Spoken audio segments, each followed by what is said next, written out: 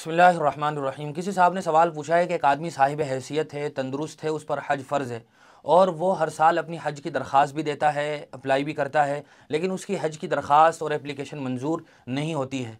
तो क्या अगर वो इसी हालत में दुनिया से चला गया, इंतकाल हो गया, तो उस पर हज न करने का गुनाह होगा या नहीं? इस सवाल का जवाब यह है कि सऊदी हुकूमत की तरफ से हर साल दुनिया में जितने मुल्क हैं वहाँ की मुसलमानों की आबादी के लिहाज से हज का कोटा मुकर्रर किया जाता है। जैसे मिसाल के तौर पर इंडोनेशिया में सबसे ज़्यादा मुसलमान रहते हैं, तो वहाँ के लोगों के लिए हज का कोटा सबसे ज़्यादा होता है। फिर मलेशिया है, उसके बाद हिंदुस्तान, पाकिस्तान वगैरह में जो मुसलमान रहते हैं, तो वहाँ के मुल्कों में जो मुसलमान आबादी है वहाँ के लिहाज से हज का कोटा सऊदी हुकूमत की तरफ से हर साल तय किया जाता है कि इस साल इतने लोग फुला मुल्क से हमारे यहाँ हज के लिए आ सकते हैं। तो हिंदुस्तान का तकरीबन 2 लाख पौने 2 लाख लोगों का कोटा होता है। तो कोई आदमी ऐसा है जिस पर हज फ़र्ज़ है, तो उसे चाहिए कि वो अपनी हज की दरख्वास्त देता रहे। अगर एक साल मंजूर नहीं होती है तो हो सकता है दूसरे साल मंजूर हो जाए, दूसरा नहीं तीसरे साल मंजूर हो जाए। बहरहाल इस आदमी के लिए ज़रूरी है कि वह हज की दरख्वास्त देता रहे। अगर इस आदमी की हज की दरख्वास्त मंजूर नहीं होती है तो इस पर फौरी तौर पर हज करने का जो हुक्म होता है और फौरी तौर पर हज अदा न करने का गुनाह होता है।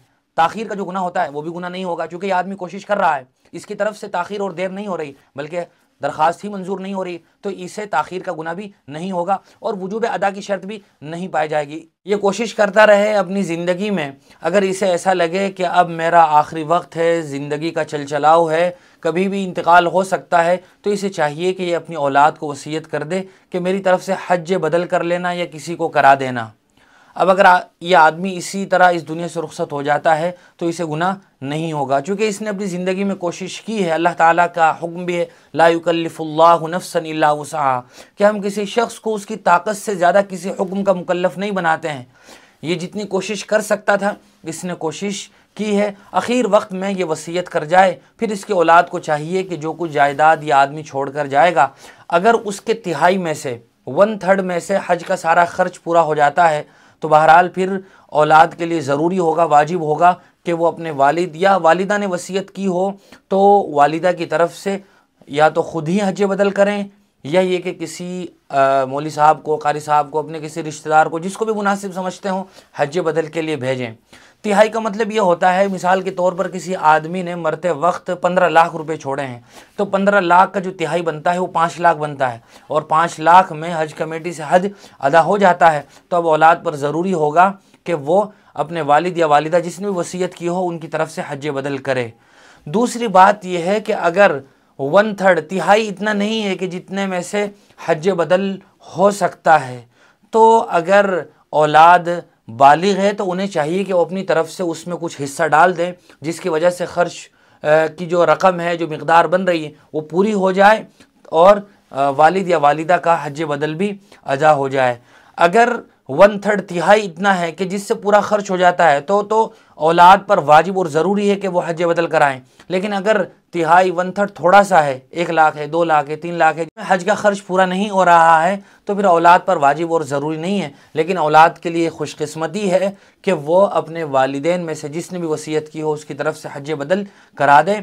ये बाइसे सवाब भी होगा और अपने वालिदैन के तई इसाले सवाब भी होगा। बहरहाल पहली बात यह है कि अगर ज़िंदगी में हज की दरख्वास्त मंजूर नहीं हुई है तो फिर कोई गुनाह नहीं होगा। इसी के साथ ये मसला भी याद रखना ज़रूरी है कि अगर किसी आदमी पर ज़िंदगी में हज फ़र्ज़ हो गया था और हज के लिए उसके पास जाने का मौका था, यानी दरख्वास्त भी मंजूर हो रही थी, लेकिन फिर भी अगर कोई आदमी हज के लिए नहीं गया और बाद में साल 2 साल के बाद वो तंगदस्त हो गया, गरीब हो गया, उस पर हज के लिए पैसे नहीं रहे, हज की मिकदार जितनी होती है खर्च की, इतने पैसे उसके पास नहीं रहे, ऐसी कंडीशन नहीं रही, तो फिर ऐसा आदमी क्या करेगा? ऐसा आदमी अपनी ज़िंदगी में कोशिश करे कि जब भी वो साहिब हैसियत हो जाए तो अपना वो हज अदा करे। अगर वो साहिब हैसियत नहीं हो सका तो ऐसा आदमी को भी चाहिए कि वो अपनी औलाद को वसीयत कर दें और औलाद फिर देखेगी कि हमारे वालिद या वालिदा कितना छोड़ कर गए। अगर वो तिहाई के में से हज हो जाता है उनका, तो फिर औलाद के लिए यहाँ भी ज़रूरी होगा कि वो उनकी तरफ से हज करें। उम्मीद है कि ये मसला भी आपको समझ में आ गया होगा।